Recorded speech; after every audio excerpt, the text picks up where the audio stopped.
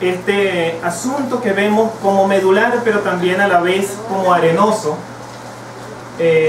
como lo es la urbanidad o esas formas, esas maneras de pensar y practicar en los espacios públicos.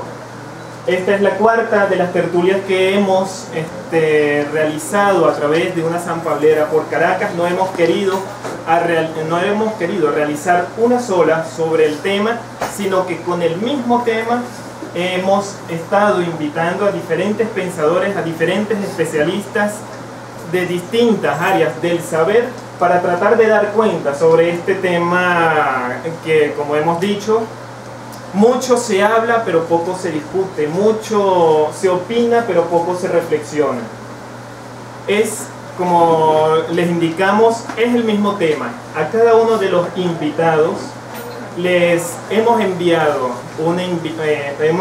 una carta con el título de la tertulia y una pequeña semblanza, una pequeña descripción acerca de lo que para nosotros sería la introducción a este tema.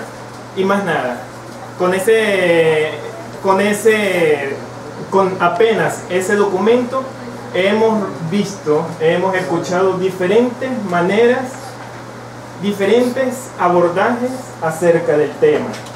No solamente, como era nuestra intención desde el inicio, que íbamos a ver diferentes abordajes dependiendo de las disciplinas, sino también, por supuesto, de una misma disciplina, como lo que tenemos hoy aquí, todos arquitectos.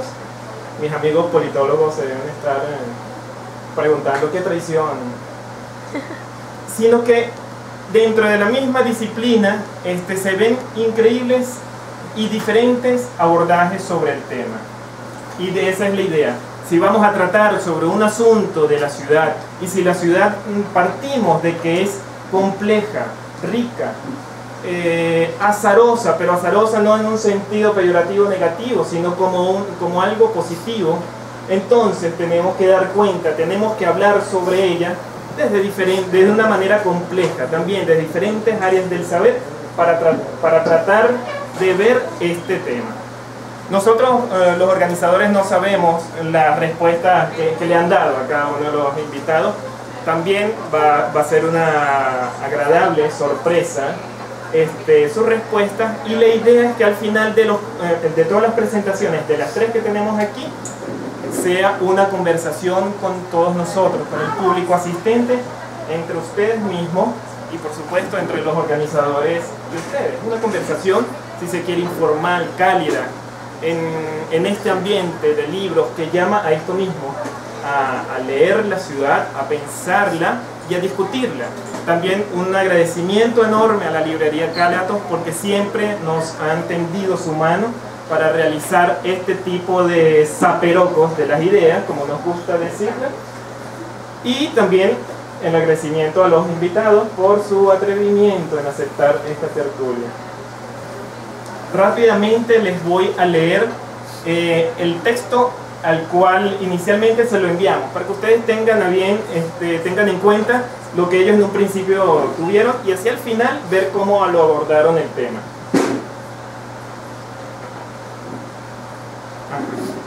Lo cortés no quita lo valiente. La urbanidad de Caracas en tiempos de jolgorio privado y deterioro público. Carreño al rescate. Todo se da en el marco de tratar de provocar la discusión. Nosotros mismos no estamos de acuerdo con muchos de los temas que aquí planteamos, pero es para provocar. La urbanidad, entendida como nuestra manera de relacionarnos con el otro es el amigo, pero aún más en el espacio público, el desconocido, y lo otro es las plazas, los bulevares, los parques, lo físico. En el lugar privilegiado de cualquier ciudad, a saber, el espacio público, se encuentra en franca extinción. Detalles significativos como los buenos días, las gracias, alguna sonrisa al desconocido y la consideración al anciano, a la embarazada o a la persona con discapacidad, entre otros, no solo están ausentes en las prácticas diarias de los caraqueños, sino que también nos encuentran presentes en nuestros espacios de estudio y reflexión, considerándolos como aspectos marginales y obsoletos poco apreciables para la investigación. Recurrentes y costosas campañas de información, educación y divulgación en la ciudad se realizan de manera esporádica cuando se hace evidente que el espacio público va mucho más allá del aspecto físico de la ciudad, incluyendo de forma determinante el modo de relacionarse en y con él. No basta con la recuperación física de Caracas, es vital la recuperación de nuestras maneras de comportarnos en público. ¿Cuál es el estado de la urbanidad de Caracas? ¿Qué valores o conductas privilegian nuestra ciudad? ¿Cuál debe ser el comportamiento del caraqueño en el espacio público? ¿Cuál es la relación con el espacio íntimo o privado? La ciudad exige una determinada forma de comportarse para sus habitantes. La religión, la república o la democracia necesitan ciertos hábitos particulares en el espacio público. Se cumplen en Caracas. Necesitamos un manual de Carreño reditivo que obligue o sugiera mejoras en nuestras costumbres. Son preguntas provocadoras que no necesariamente tienen que abordar cada una de estas preguntas. Son preguntas provocadoras que se dan para cada invitado. La politología, la filosofía, la poesía, la literatura, la sociología, la arquitectura, el periodismo, la psicología, entre otras áreas, ofrecerán su particular forma de comprender esta realidad. Se trata de problematizar el tema. Parte de la intención de los encuentros es acercar el saber a las circunstancias particulares, en este caso a Caracas. Sugerir un pensar texturizado, no exclusivamente genérico. Aprender a pensar desde nuestros pies y no solo desde nuestras cabezas. Es el aforismo de Cavell que puede resumir esta indicación. Solamente esto les hemos dado a los invitados y a partir de ahora vamos a descubrir cómo lo abordan el tema, cada uno de ellos. Ellos tienen entre 15 y 20 minutos para presentar el tema. Bueno, entre 15 y 20 minutos y al final de los cuales es la conversación con ellos. Comenzamos con Inés Casanova. Les leo rápidamente un resumen curricular. Ella es arquitecta de la UCB, estudió en la Escuela de Arquitectura París, Val de Seine, no sé si se pronuncia así, 2001-2002, máster en Arquitectura del Paisaje de la Universidad Politécnica de Cataluña, Barcelona, 2006-2008, con la tesis Paisajes históricos de Venezuela, profundizando en el paisaje cultural de la hacienda de cacao en Chuao. Gana concurso de oposición en enero de este mismo año 2014 en la Facultad de Arquitectura y Urbanismo, UCB. Es docente, combinando la docencia con el libre ejercicio de la profesión como arquitecta paisajista. En los últimos 2 años ha realizado junto a un grupo de arquitectos los recorridos arquitectónicos Arquitours en el municipio de Chacao. Con su interés en el paisaje urbano y el caminar, recorrer las ciudades, ha escrito artículos en la revista Deconews sobre ciudades sustentables, vías verdes, ciudades a pies y en bicicleta, producto de sus viajes en las que suele recorrerlas en bicicleta. Adelante, Inés, qué lástima que no te vestiste como en la foto del slide.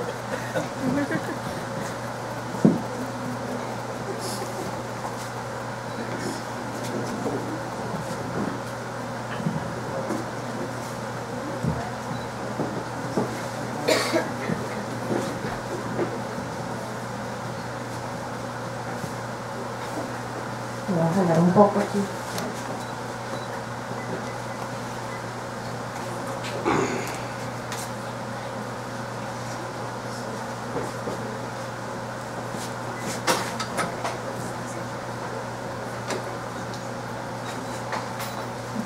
Buenos días.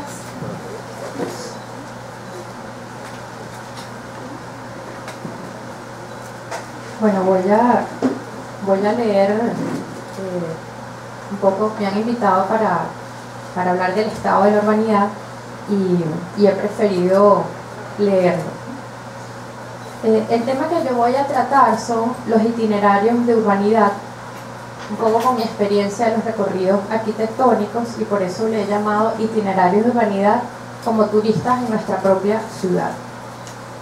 Hoy vengo a ofrecerles una reflexión sobre mi experiencia en los recorridos arquitectónicos que he realizado desde hace 2 años, los denominados Arquitours, originalmente creados por William Niño en apoyo de Cultura Chacao.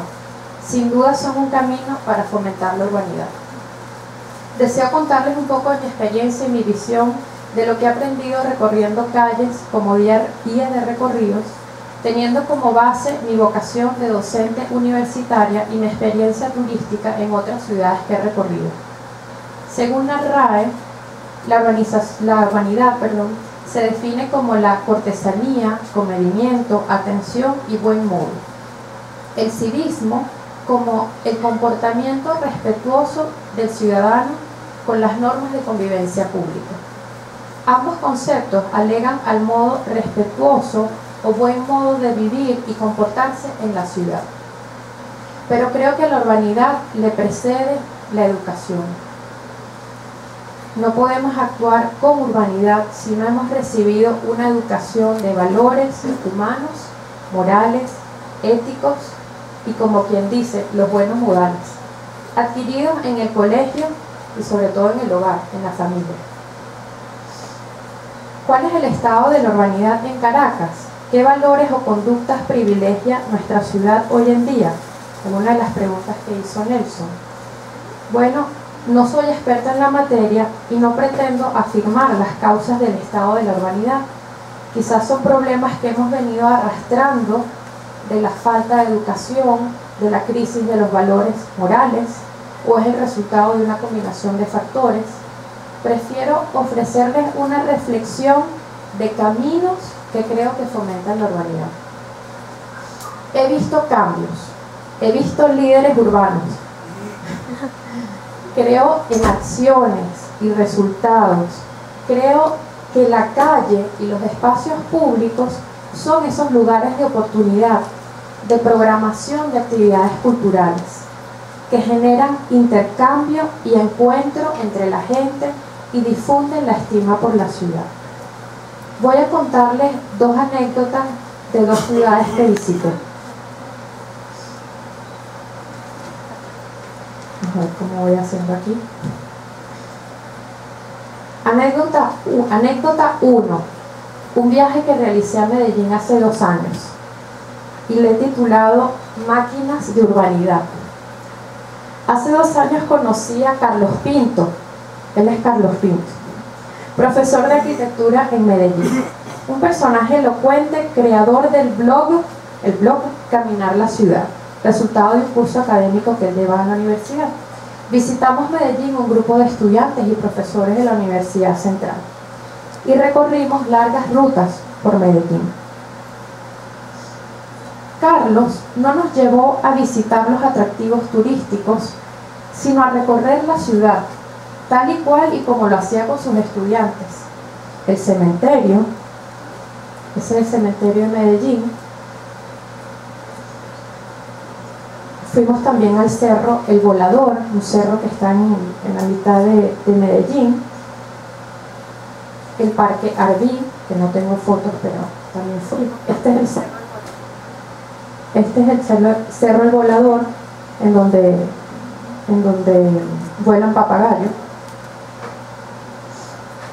Contemplábamos la ciudad desde ese cerro. No eran lugares turísticos, ¿no? Y por supuesto paseamos también por los barrios, por los asentamientos informales, que es, digamos, lo más importante hoy en Medellín, que han hecho cambios. Nos maravillamos de encontrar nuevos espacios públicos en medio de asentamientos informales. Entre otros espacios estaban las bibliotecas públicas, verdaderas máquinas de urbanidad, o más bien de formación o educación. Entraban niños y jóvenes rebeldes y salían los mismos educados y cívicos. Esto que mostré es el Centro de Desarrollo Cultural de Moravia, del arquitecto Rogelio Salmona, una arquitectura impecable, y los niños. Recorrimos barrios, este es un poblado que era un botadero de basura y se está mejorando. Ven la ruta La Esperanza. Otras bibliotecas como la Biblioteca Quintana. Así que pensé que en aquellas máquinas todos deberíamos ingresar. y salir reconvertidos en ciudadanos cívicos. Al final todos estamos escasos de ella. La urbanidad no es una carencia de las clases de bajos recursos, es una carencia generalizada. En Medellín, la construcción de bibliotecas públicas en barrios peligrosos han sido estrategias para disminuir la delincuencia y aumentar la seguridad. No son solo los edificios y las bibliotecas en sí, bellos, lujosos y tecnológicos, sino la estrategia está en la programación de las actividades que se ofrecen. Imagínense que esto estamos en medio de un barrio. La Biblioteca España. Y esto es un plano cuyos estudiantes podían caminar sobre el plano. Anécdota 2. Esta es un poco más. Boston, la ciudad de Boston en los Estados Unidos. Vías de urbanidad. En el año 2011 tuve la oportunidad de visitar la ciudad de Boston en una estadía de mes y medio. Fuimos un grupo de profesores y estudiantes de posgrado de la Universidad Central. Decidimos alquilar unas bicicletas. Me propuse recorrer la ciudad a pie y en bicicleta. De esto generé un artículo. Y conocer su sistema de ciclovías, parques lineales, vías verdes y espacios públicos. Me di cuenta que ofrecer a los peatones de vías para caminar interconectadas propicia espacios de urbanidad. Convivencia, civismo. Esto era el día 4 de julio, en donde había tanta gente, pero mucho espacio para que todos estuvieran ahí.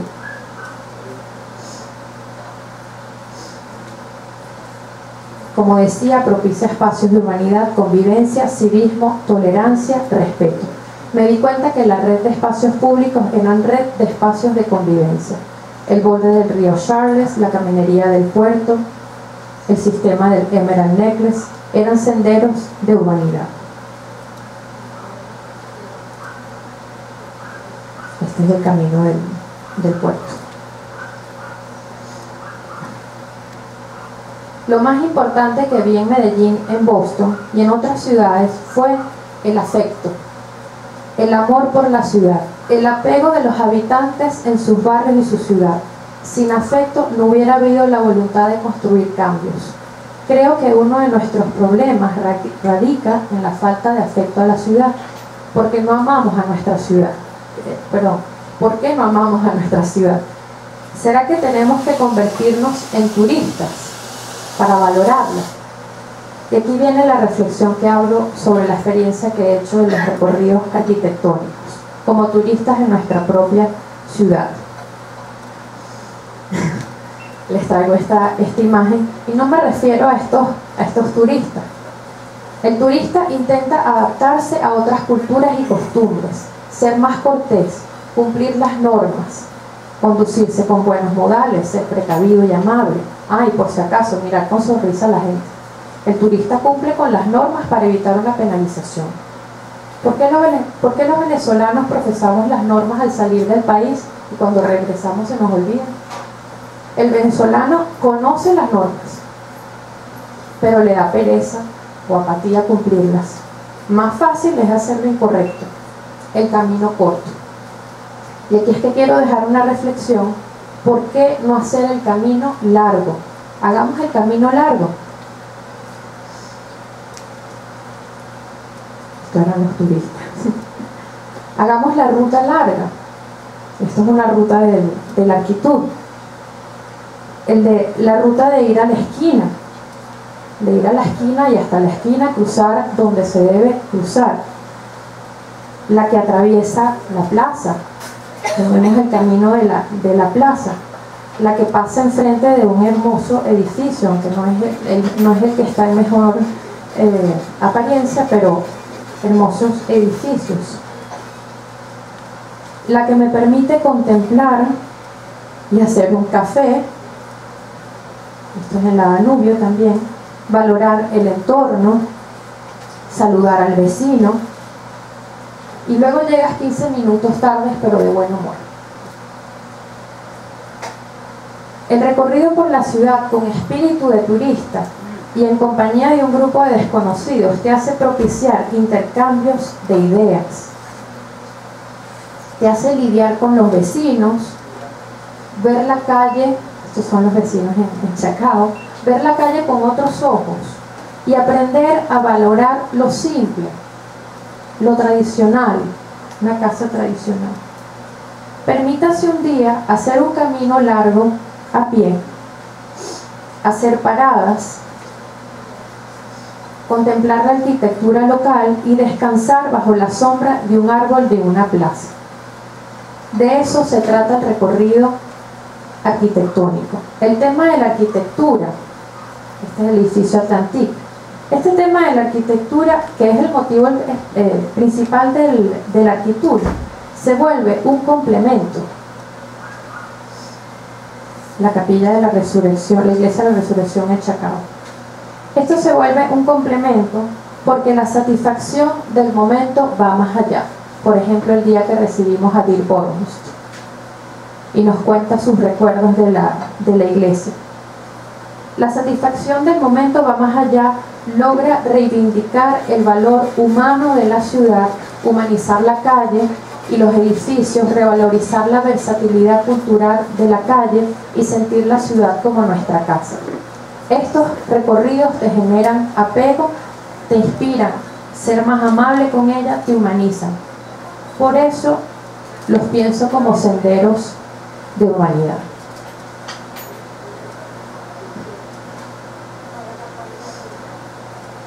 Y la última reflexión como guías que somos de recorridos.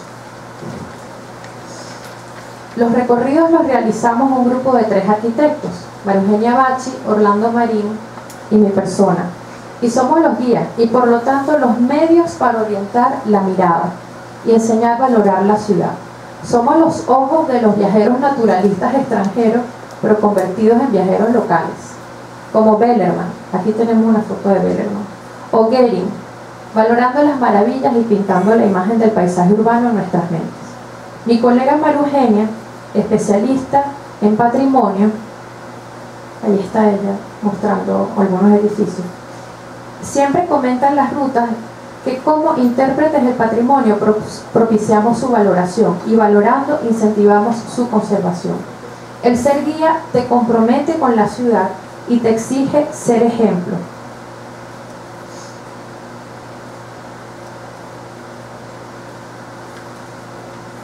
Necesito otra mano. No, es en no, o si quieres me tienes aquí, esa mano. Porque entre las 2 manos. Bien. El ser guía te compromete con la ciudad y te exige ser ejemplo. Y aun cuando no somos actores, pues tenemos que convertirnos en algo parecido, con guión y todo. Y por eso traje aquí los guiones, porque no se crean que esto de los recorridos lo está todo en la cabeza, sino que tenemos que aprendernos un guión. Te conviertes en el cuidado, en el ciudadano cortés porque el papel de guía lo requiere y lo terminas asimilando. Somos el ejemplo del buen peatón, del cómo caminar en las aceras, el espacio por donde nos trasladamos a pie durante casi 4 horas, atravesar la calle en el paso peatonal, disminuir la velocidad del paso en la acera, dejar espacio en la acera para no obstruir el paso, ahí estamos dejando el paso.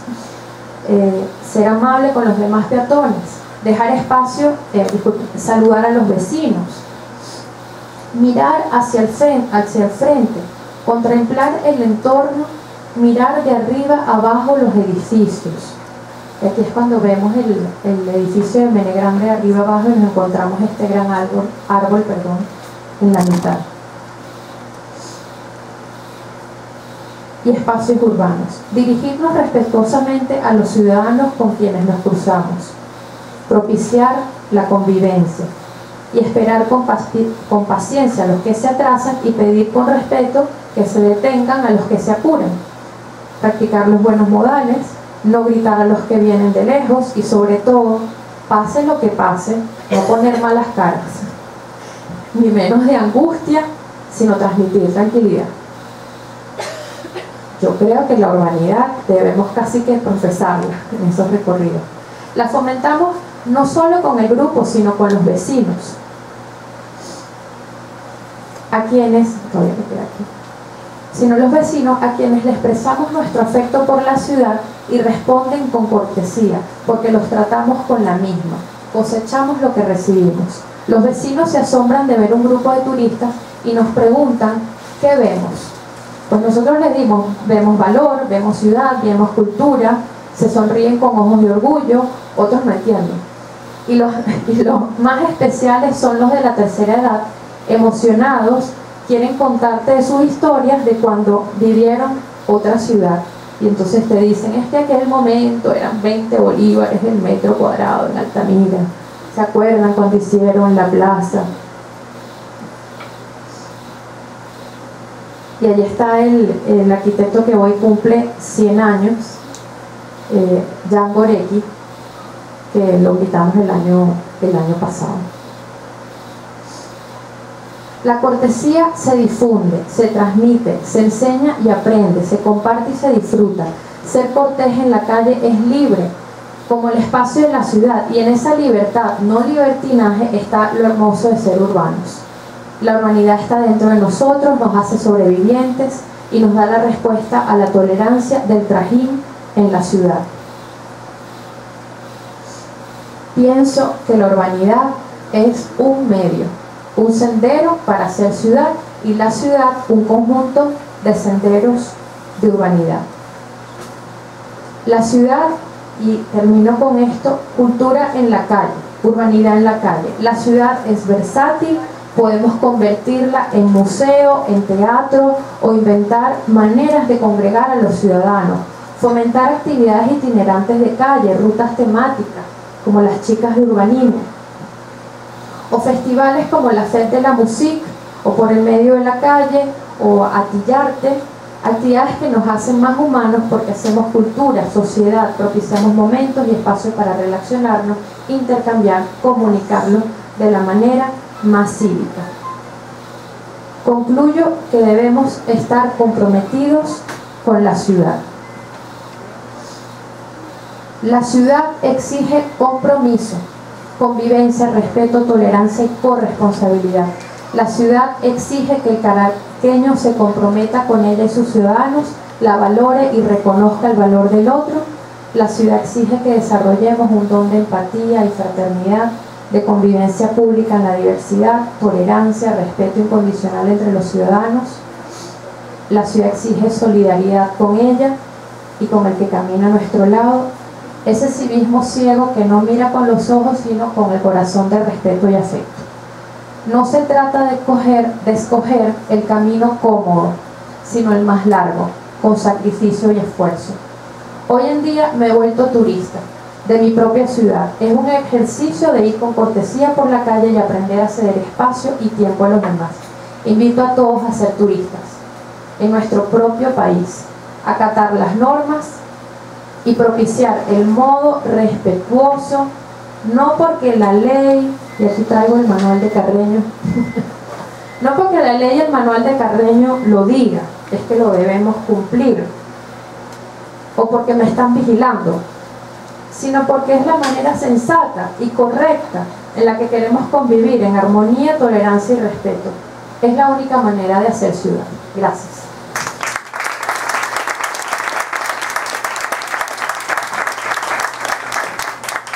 Gracias, Inés. A continuación, Penélope Plaza. ¿Me escuchan? No, por el micrófono. Aló, aló. Ahora sí, Aló, aló. Sí. Penélope Plaza. Ella es arquitecta de la Universidad Simón Bolívar, máster en estudios latinoamericanos, mención cine y artes visuales y tópicos de historia intelectual. Pensando la ciudad latinoamericana de la Universidad de Cambridge, en Reino Unido. Candidata en el doctorado en políticas culturales en la Universidad de la Ciudad de Londres, Reino Unido. Desde el 2008 es codirectora de Colectivox, organización sin fines de lucro dedicada a generar proyectos de impacto social a través de intervenciones de pequeña escala en espacios públicos en Caracas. Entre sus publicaciones se encuentran De Bentham a Le Corbusier, Vigilancia y Disciplina en la Vivienda Social Moderna Latinoamericana, Madre, Armada y Niño, representación de la mujer nueva en los murales de la Revolución Sandinista en Nicaragua, y La construcción de una nación bajo el nuevo ideal nacional, obras públicas, representación e ideología durante la dictadura de Marcos Pérez Jiménez. Adelante, Penélope. Muchas gracias. Yo te voy a pedir ayuda en que me ayudes a mantener los 15-20 minutos.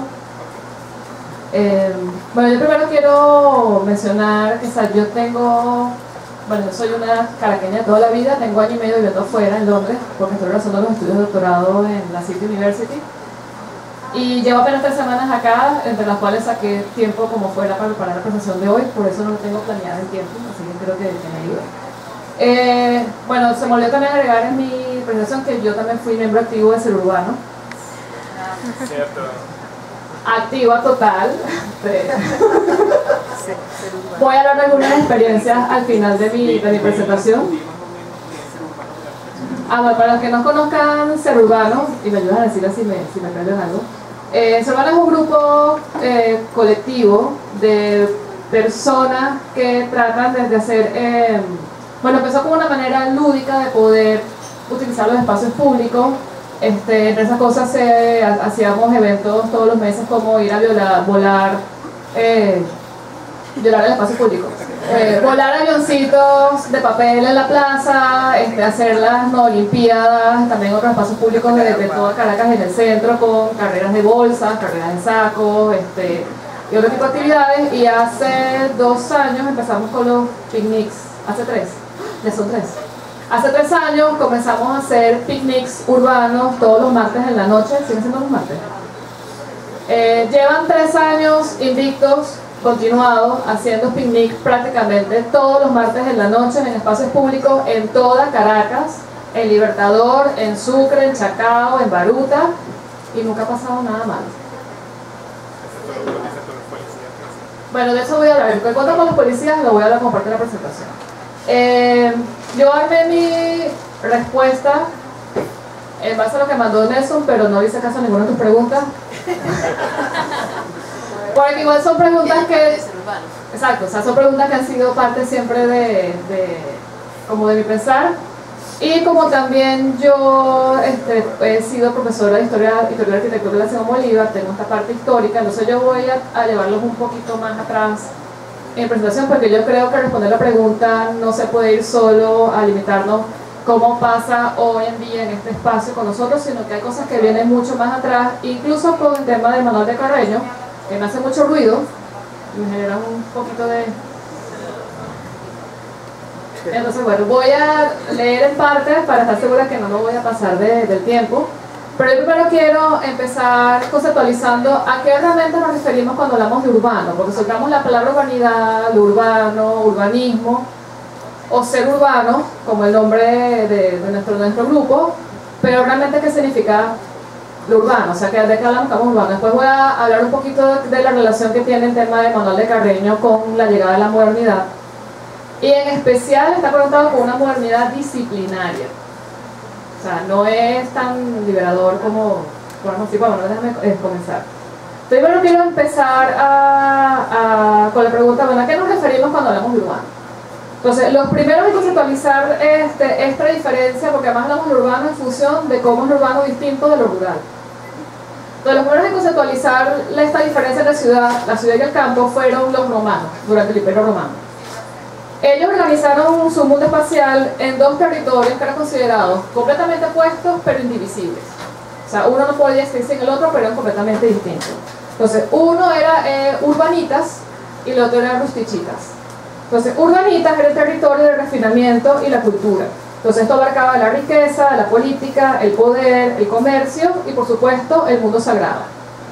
Rustichitas, por el contrario, se refiere al campo, y el campo era caracterizado por los romanos como el territorio de la autoridad, la miseria y la ignorancia. Entonces, urbanitas y rustichitas sirvieron para definir 2 modos de vida también divergentes. Entonces, el campo concebido como el mundo del atraso y la ignorancia, mientras la ciudad era en el reino de la cultura y la civilización. Claro, ellos además veían Urbanitas y Brusitas como una especie de consortes. O sea, es decir, si bien Brusitas tenía una concepción un poquito más peyorativa, también se veía como el espacio donde el romano pudiente llevaba su infancia, al llegar a la adultez debía mudarse a la ciudad para seguir su carrera intelectual o política y en la vejez volver al campo. El romano que se quedaba en el campo estaba condenado entonces a llevar una vida que no era civilizada. Entonces, con la revolución industrial, la acumulación de capital y la aparición de la ciudad moderna en el siglo XX se consolida aún más entonces la preeminencia que la ciudad tiene sobre el campo. Entonces, si nos vamos luego a la perspectiva marxista, la separación entre lo urbano y lo rural es además acentuada por la división y la especialización en el trabajo físico-espiritual. Entonces, el cambio rural-urbano se equipara con el cambio de barbarie a civilización, de aldea a nación, de organización tribal al Estado. Entonces, la ciudad empieza a ser considerada fundamentalmente el territorio del trabajo intelectual. Entonces, incluso alguien que viva en medio de la nada, en una cabaña en el campo, si realiza trabajo intelectual, es considerado urbano. Además, la ciudad pasa a ser entonces también el centro de trabajo intelectual, de donde se rigen todos los asuntos de la nación, el centro económico e ideológico. Entonces, como le digo, es urbano todo aquel que se dedique a labores intelectuales, así resida en el campo en medio de la nada. Entonces, a eso lo conocemos como urbano. Entonces, la identificación del urbano con el espacio físico de la ciudad se vuelve cada vez más imprecisa, porque las formas de vida urbana no desaparecen de manera instantánea cuando tú cruzas las fronteras de la ciudad. Sobre todo cuando estamos hablando ya de periferias y áreas suburbanas. Eso no quiere decir porque una vez que atravesaste la muralla de la ciudad se acabó el mundo urbano. Entonces, lo urbano es en esencia un concepto abstracto que se emancipa de la ciudad y abarca complejas y variadas estructuras sociales, políticas, económicas y culturales. Entonces, como urbanos estamos viendo más que todo como un modo de vivir el espacio de la ciudad. Entonces, ¿cómo que tiene que ver esto con el tema de los manuales de etiqueta? Entonces, aquí tenemos que, aparte del urbano, hablar con el tema de modernidad. Entonces, otro elemento realmente de la diferencia entre urbano y rural es también la distinción entre pasado y futuro. Lo que va quedando en el pasado que fuimos bárbaros y hoy en día somos civilizados. Entonces, la distinción entre pasado y futuro es central en el discurso de toda sociedad y cultura moderna. Ser presente solo es válido en términos de las potencialidades que te presenta hacia el futuro, o sea, la idea de progreso. Entonces, el triunfo de la razón es lo que constituyó la base del proyecto de la modernidad, como un mecanismo que proporciona la correspondencia entre individuos que son libres, una sociedad que es ordenada y una cultura científica. Entonces, cuando tienes la modernidad en acción, es lo que llamamos modernización, que en su concepto más radical demanda una tabula rasa, es decir, que tú para la modernidad de cosas de la criatura, lo que demandaba era una aniquilación total de la tradición, hacer una tabula rasa, barrer con la mesa y empezar completamente de cero, para realmente ver hacia ciudades futuras. Entonces, por eso, cuando vas a caracterizar una sociedad moderna, tienden a ser caracterizadas por los procesos de transformación que trae esta modernidad, que justamente representan esa ruptura con el pasado. La industrialización, la urbanización y todos los desarrollos en ciencia y tecnología. Entonces, sin embargo, cuando hablamos de la experiencia moderna, que también tenemos que dejarlo claro, la experiencia moderna fue fundamentalmente una experiencia de las élites, ausente en una gran parte de la población durante el siglo XIX y muy buena parte del siglo XX. Esto a nivel mundial, eso no es lujo y ni monopolio de nuestro querido país. Entonces, este nuevo orden social que trae la revolución industrial trae también una nueva concepción del tiempo. Entonces, aquí voy a hablar de una invención que puede parecer como bien inocua y bien trivial, pero que yo creo que ayuda como a armar toda esta idea de que realmente representó la modernidad como cambio en vivir en la idea de lo colectivo y cómo tiene una relación muy clara con la idea de los manuales de urbanidad. Entonces, la versión plantea una nueva concepción del tiempo. ¿Por qué? Porque el tiempo para las clases medias urbanas pasa a concebirse como un tiempo evolutivo que está ligado, que avanza linealmente hacia el futuro y se entiende en términos exclusivos de progreso y desarrollo. Entonces, el tiempo pasa a ser convertido en un objeto producido en masa. Aquí es fundamental la invención del reloj de pulsera en el siglo XIX. O sea, puede parecer algo como bien trivial, que fue una cosa un poco más de comunidad, de base tecnológico, pero en términos de lo que nos simbolizó la relación con el tiempo y con lo colectivo, fue algo bastante radical, porque el tiempo no solo se cosifica, se convierte en un objeto, es jamás producido en masa y se puede controlar. Entonces la invención del reloj de pulsera, la primera mitad del siglo XIX, profundizó las diferencias en la concepción del tiempo entre sociedades rurales y urbanas. Entonces, para el campesino, el tiempo continúa siendo cíclico y colectivo, o sea, está aún basado en los ciclos de la naturaleza. No se cosifica lo natural, no se cosifica el pasado, y las celebraciones siempre se enmarcan según los cambios de cada ciclo natural. Que, por cierto, ayer fue el solsticio de verano, para los que no tienen presente. Entonces, con la invención del reloj de pulsera, la clase media urbana comenzó a medir el tiempo usando sus calendarios personales y su reloj en la mano. ¿Por qué? Porque ya no era necesario entonces ver hacia la torre de la iglesia o el gran reloj para saber la hora o mirar al sol. Bastaba con voltear a ver mi brazo y ver la hora. Eso quiere decir que ya el tiempo ya no está en manos de Dios, está justamente, yo lo puedo controlar, lo puedo sostener, lo puedo cuantificar. Entonces, simbólicamente el tiempo entonces pasó a ser un tema del hombre, dejó de ser un hecho colectivo. El tiempo ahora se podía poseer y lo podía literalmente controlar con las manos. Entonces, esta nueva noción del tiempo también implicó la idea de que el tiempo avanza velozmente hacia el futuro, de que se puede controlar, de que además el tiempo es escaso y que cada individuo debe administrar su tiempo de manera eficiente para poder garantizar su propio progreso y avance profesional. O sea, ya no tenemos la idea de que la iglesia es aquel gran unión de lo colectivo, sino que ahora pasa a ser un tema netamente individual. Entonces, la iglesia deja de ser el poder económico, sino que pasa a ser sustituido por el individuo, y lo colectivo es sustituido por lo que se llama el familismo, el privatismo, que fueron en realidad los gérmenes de lo que vamos a llamar la sociedad disciplinaria.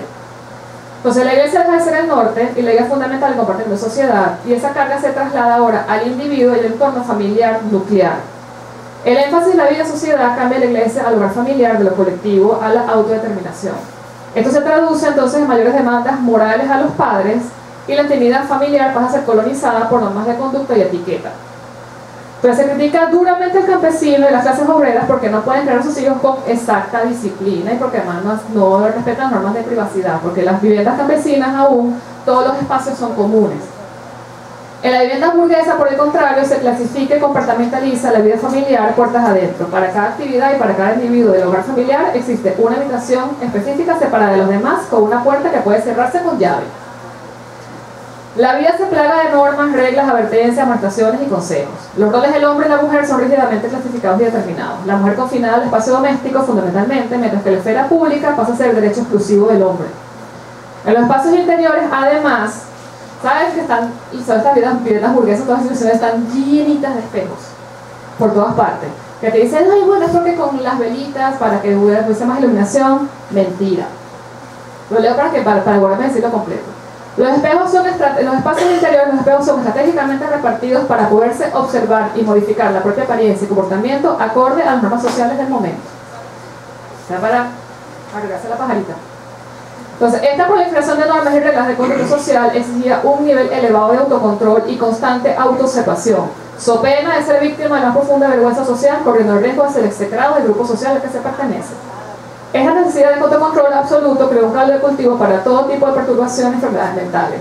Entonces, para aliviar esta carga, es que proliferan guías y manuales de etiqueta para cada aspecto de la vida en el hogar, desde la decoración interior incluso hasta las relaciones sexuales. Es aquí donde sale el germen de guías y manuales como nuestro el manual de Carmen. O sea, esa es la semilla del manual. Entonces, ¿qué tiene que ver esto con la idea del espacio público? Yo me repito primero como la historia de nuestras primeras plazas, como si la Plaza Bolívar o el Parque del Calvario, porque sí hay una gran idea de domesticidad dentro de la idea de la guía de etiqueta, y además no debemos olvidar que esto fue un derecho y consumo exclusivo de élites en Europa y en Latinoamérica. Podemos recordar que en el siglo XIX, si bien, de eso me pasó un artículo, un estudio semanal de Carreño súper interesante, si bien fueron incluidos